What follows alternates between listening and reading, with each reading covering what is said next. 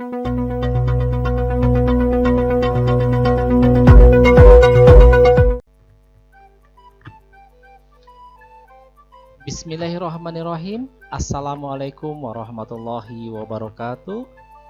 Apa kabar teman-teman semuanya?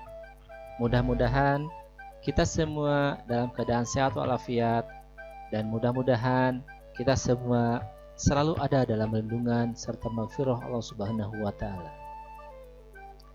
Pada kesempatan kali ini, saya akan menjelaskan atau sharing kepada teman-teman semuanya tentang materi pengendalian kualitas, khususnya materi tentang diagram kendali variabel. Bicara mengenai pengendalian kualitas, maka kita pasti akan berbicara mengenai diagram kendali.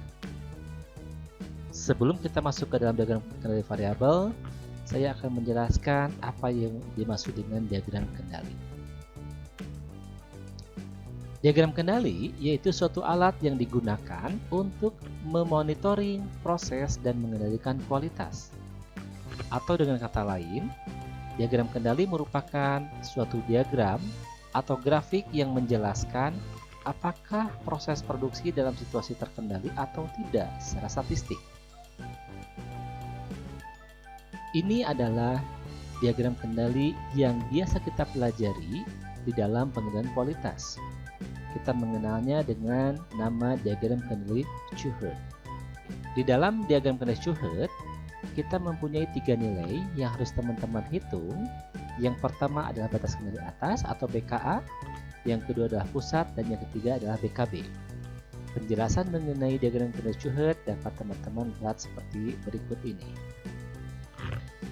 Yang pertama adalah sumbu tegak. Sumbu tegak menyatakan karakteristik dari kualitas yang kita teliti.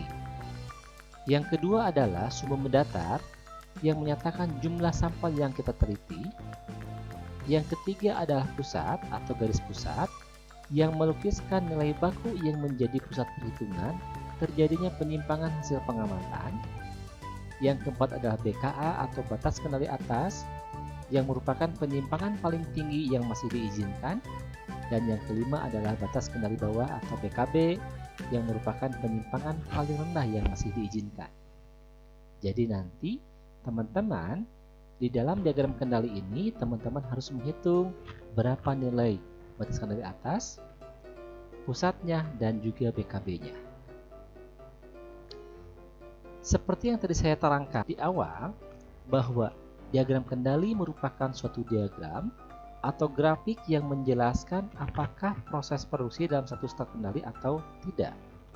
Atau dalam artian, apakah proses produksi dalam situasi terkendali atau tidak.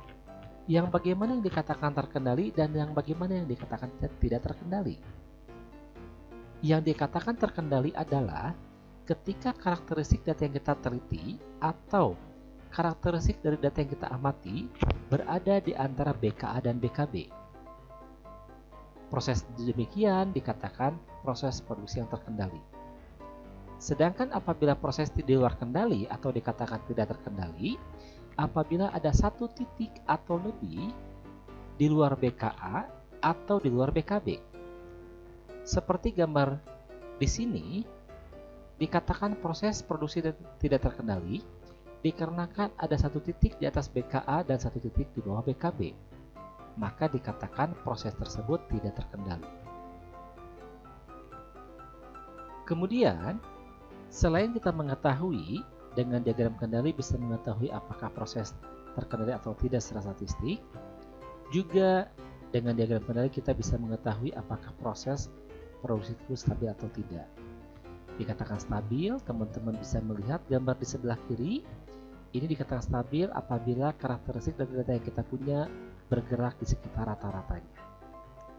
Sedangkan apabila proses produksi tidak stabil, maka dapat teman-teman lihat di sini ada pergeseran rata-ratanya. Yang awalnya dia bergerak di sekitar rata-ratanya, kemudian dia naik menjadi di atas rata-ratanya. Ya akibatnya apa? Ya akibatnya nanti kemungkinan akan ada satu titik yang di atas BKA. Sehingga dapat dikatakan ini adalah proses tidak stabil. Dan juga akan mengakibatkan proses tidak terkendali. Selain ada pergeseran rata-rata, juga yang dikatakan proses produksi tidak stabil apabila ada perbesaran ragam proses. Di sini dapat terlihat adanya perbesaran ragam proses. Pada saat tertentu, di sini ragamnya cenderung stabil, kemudian di sini adanya perbesaran ragam proses. Maka di sini dapat dikatakan proses tidak stabil, walaupun pencarian titik-titik atau karakteristik dari data yang kita teliti itu berada di antara BKA dan BKB. Di sini bisa dikatakan proses terkendali, tetapi tidak stabil. Sehingga dapat kita simpulkan bahwa dengan diagram kendali, kita dapat menentukan apakah proses tersebut berada dalam hubungan statistik atau tidak.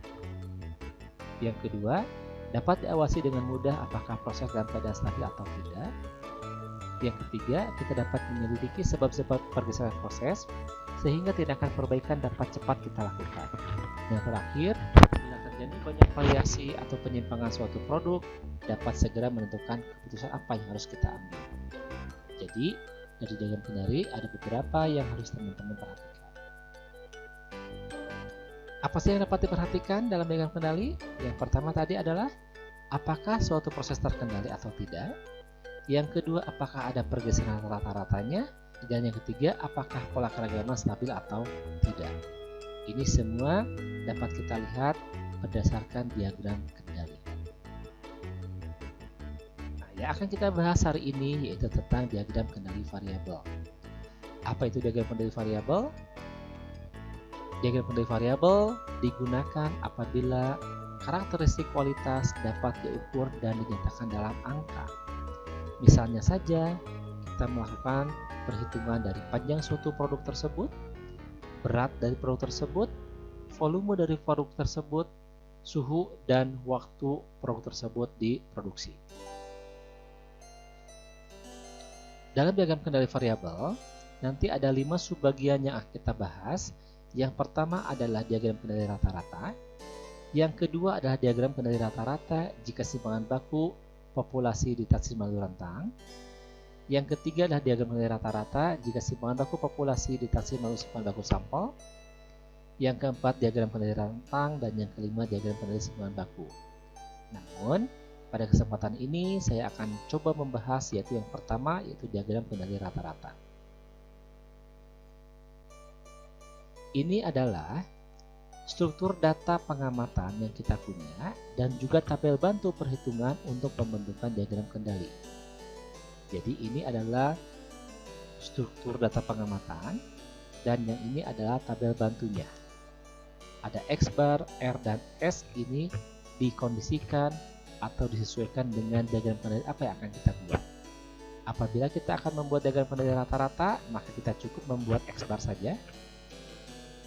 Ini untuk diagram kendali rentang dan ini untuk diagram kendali simpangan baku. Yang pertama yang kita bahas yaitu diagram kendali rata-rata. Di dalam diagram kendali rata-rata ini, poin yang pertama yaitu diagram kendali rata-rata jika rata-rata dan simpangan baku populasi diketahui. Misalnya, karakteristik kualitas dari suatu produk berdistribusi normal dengan rata-rata mu dan simpangan baku sigma yang keduanya diketahui.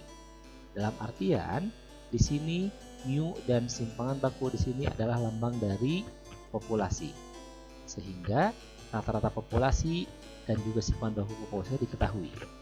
Apabila rata-rata dan simpangan baku populasi diketahui, maka kita bisa membuat yang namanya diagram kendali rata-ratanya. Bagaimana cara membuatnya? Di sini ada beberapa petunjuk yang harus teman-teman perhatikan untuk menentukan batas kendali atas, pusat dan batas kendali bawah. Ketika rata-rata dan simpangan baku populasi diketahui, teman-teman bisa menggunakan rumus yang ada di sini. Kita bisa menentukan BKA-nya, pusat dan BKB-nya.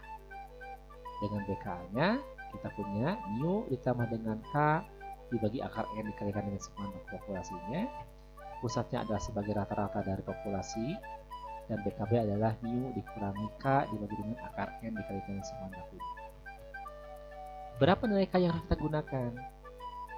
Penentuan besarnya nilai K tergantung pada penerimaan proses yang kita inginkan. Misalkan saja, jika kita menetapkan bahwa peluang penerimaan proses yang akan kita inginkan sebesar 99,73%, maka kita gunakan nilai K-nya sama dengan 3.